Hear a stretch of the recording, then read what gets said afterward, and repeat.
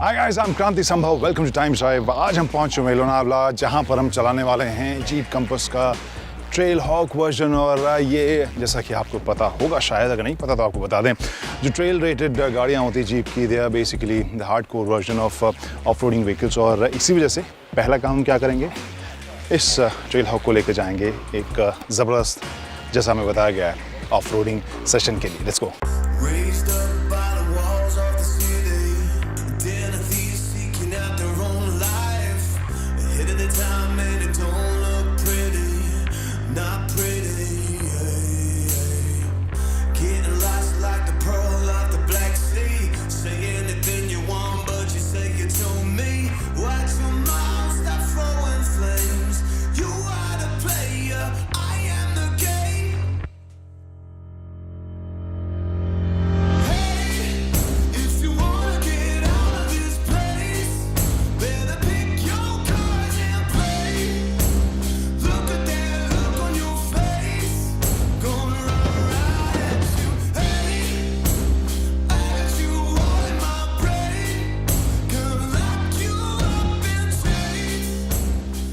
Off roading session खत्म हो गया है, एक नए दिन की शुरुआत हो गई है। बहुत ही खूबसूरत दिन की शुरुआत हुई, लेकिन अभी भी मैं उस सेशन के बारे में सोच रहा हूँ, क्योंकि it was super fun. It was actually fantastic session, जहाँ पर ट्रेल हॉक की सारी कैपेबिलिटीज़ हमने देखी। और कैपेबिलिटीज़ ऐसी थी जिसमें एक हद तक कह सकता हूँ कि वो बोरिंग भी हो जाती है, because it was not challenging your skill at all. आप आराम से बैठे हुए हैं और हर एक तरह के मुश्किल रास्ते, पथरीले रास्ते, बहुत ही स्टीप क्लाइंब या फिर स्लोप, सभी जगह पर बिना किसी वैसे तो इसका चेहरा मैं नहीं देख पाया, लेकिन अगर देख पाता तो चेहरे पर बिना किसी शिकन के this Trailhawk was taking us through all that course. और इंटरेस्टिंग चीज़ ये थी कि कभी एक पहिया इसका ऊपर उठ रहा था, कभी दूसरा पहिया उठ रहा था, लेकिन मुझे ध्यान है बहुत ही अच्छे से, जो हमारे सहयोगी उदय को भी मैंने बताया कि हालत ऐसी थी कि पानी का बॉटल वहीं का वहीं था, जहाँ फ़ोन मैंने चार्ज करने के लिए रखा था वो वहीं का वहीं था। अंदर का माहौल बिल्कुल आरामदेह था और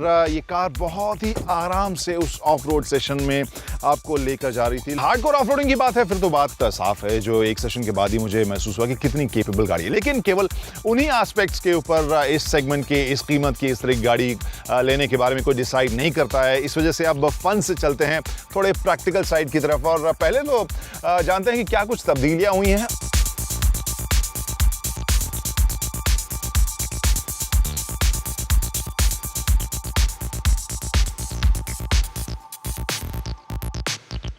और उसके बाद चलेंगे आम सड़कों के ऊपर और देखेंगे कि वहां पर इसका परफॉर्मेंस उतना ही मजेदार है या नहीं।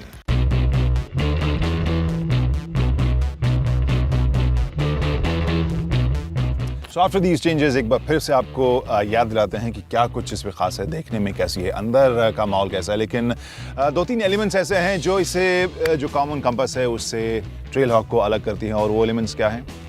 एक तो आप ये देख सकते हैं नॉन रिफ्लेक्टिव आगे जो बॉडी डिकैल इसमें देखने को मिल रहा है। इसके अलावा एक यहाँ पर बैजिंग है ट्रेल रेटेड 4x4। तो आप ये एक देखिए, उदय साहब को कहेंगे हम कि आप हमारे साथ आइए, क्योंकि यहाँ पर नज़ारा वो है जो सबसे ज़्यादा डिस्टिंक्ट इसे बनाता है ट्रेल हॉक। तो ये एलिमेंट्स ऐसे हैं जिसे आप बाहर से ही देख के पहचान जाएंगे कि हाँ ये ट्रेल हॉक है। बाकी डिमेंशंस में आपको फ़र्क कोई महसूस नहीं होगा। नाउ वन रिफ्रेशर लेसन कि देखते हैं कि आगे अंदर क्या कुछ कहानी है। Let's see.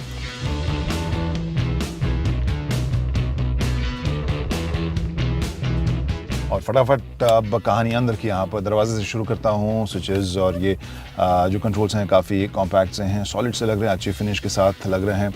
और जो प्लास्टिक क्वालिटी है वो भी सॉफ्ट है, वो आपको प्रीमियम रहेगी।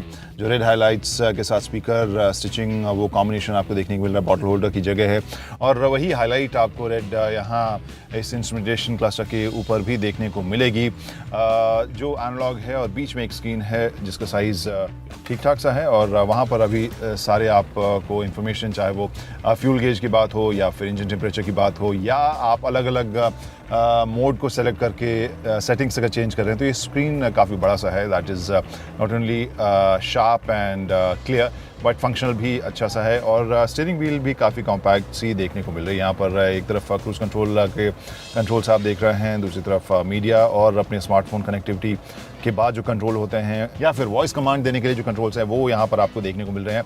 लेकिन अगर आप सोच रहे हैं कि यहाँ पर वॉल्यूम कंट्रोल या ट्रैक आगे पीछे करने के बटन्स कहाँ हैं, तो वो आपको इधर पीछे मिलते हैं, which is very functional and practical जब आप ड्राइव कर रहे हैं। Now coming to this central console, यहाँ पर स्क्रीन जो है वो काफ़ी शार्प सा देखने को मिल रहा है।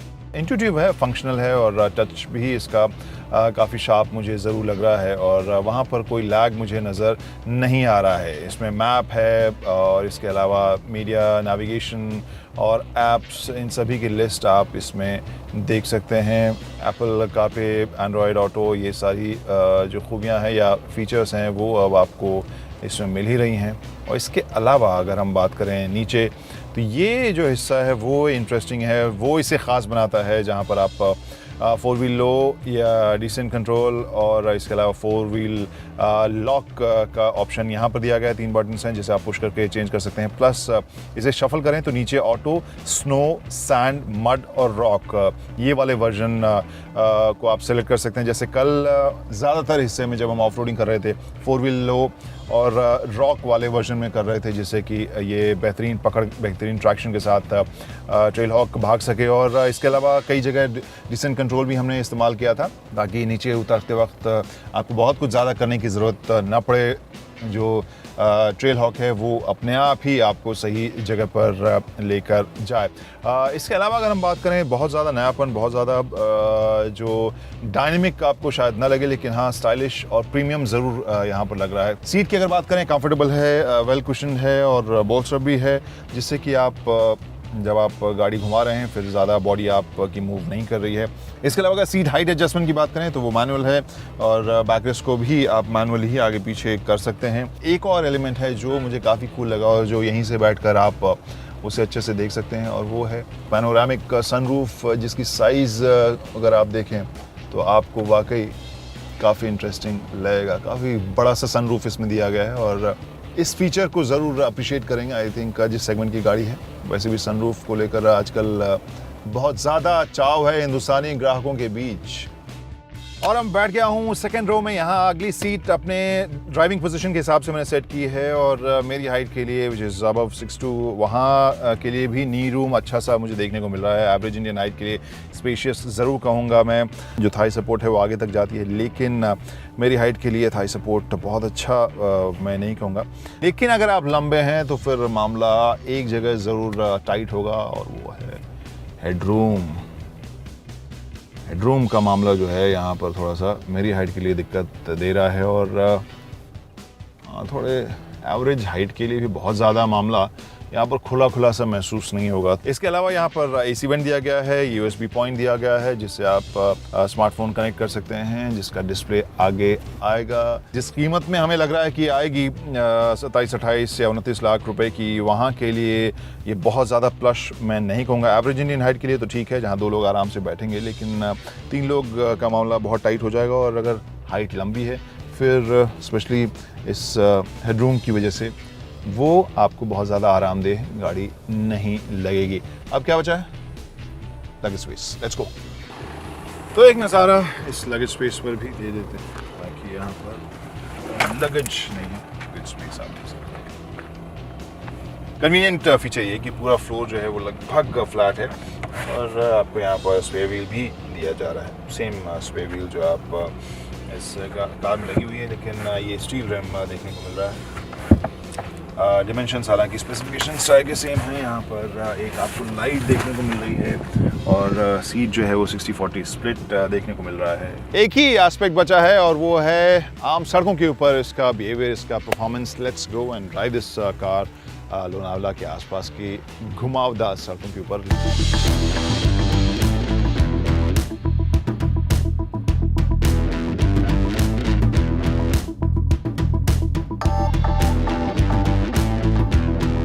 सड़कों के ऊपर इस ट्रेल हॉक की बिल्कुल अलग पर्सनालिटी नज़र आती है।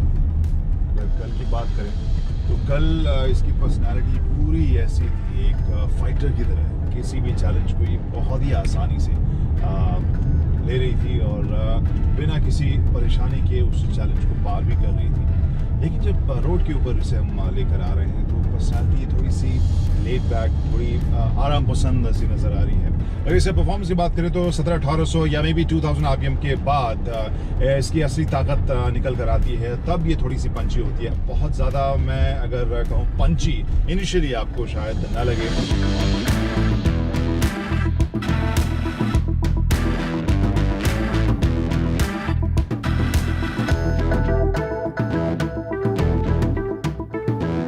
वहीं अगर ट्रांसमिशन की बात करें तो वो काफ़ी स्मूथ आपको लगेगी। बहुत ज़्यादा तेज़ शिफ्ट तो नहीं कहेंगे, लेकिन एट द सेम टाइम जिस तरीके से आपकी ज़रूरत होगी आप एक्सीलरेट करेंगे तुरंत वो रिस्पॉन्ड करेगी। और जो 9 स्पीड ऑटोमेटिक ट्रांसमिशन है वो स्मूथ काफ़ी लग रही है। ओवरऑल सड़क के ऊपर जब मैं इसे चला रहा हूँ तो इंटरेस्टिंगली लग रहा है कि हाँ एक शहरी एसयूवी है ये।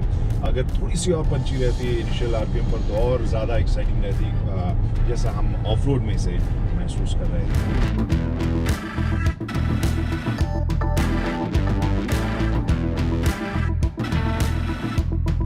Now it's time for our profound question of the story, जहां हम पूछते हैं कि आखिर बिंदु कहाँ विश्राम करती है। और ये दरअसल आपके एवज में, आपके बिहाफ पे हम पूछते हैं और जवाब होगा कि आपकी प्रायोरिटी क्या है। क्या आप एक सीरियस ऑफ रोडिंग के शौकीन हैं जो लगातार ऑफ रोडिंग के लिए जाते हैं, और आप एक केपेबल ऑफ रोडिंग गाड़ी चाह रहे थे कॉम्पैक्ट एसयूवी की साइज में, या फिर आप एसयूवी इस वजह से ले रहे हैं because you want to make a statement. अगर आप बजट देखें मे बी 28 लाख के आसपास, जो कि कहा जा रहा है कि प्लस माइनस रख लीजिए जो इसकी कीमत हो सकती है, ऐसे में एक कॉम्पैक्ट साइज एसयूवी केवल आप शहरी इस्तेमाल के लिए, आम सड़कों के ऊपर चलाने के लिए, स्टेटमेंट देने के लिए एसयूवी लेना चाहते हैं, फिर मामला थोड़ा टाइट होगा जीप कंपास ट्रेल हॉक के लिए, क्योंकि उस प्राइस में और भी बड़े और मजे हुए खिलाड़ी या एस्टैब्लिश प्लेयर्स मौजूद हैं।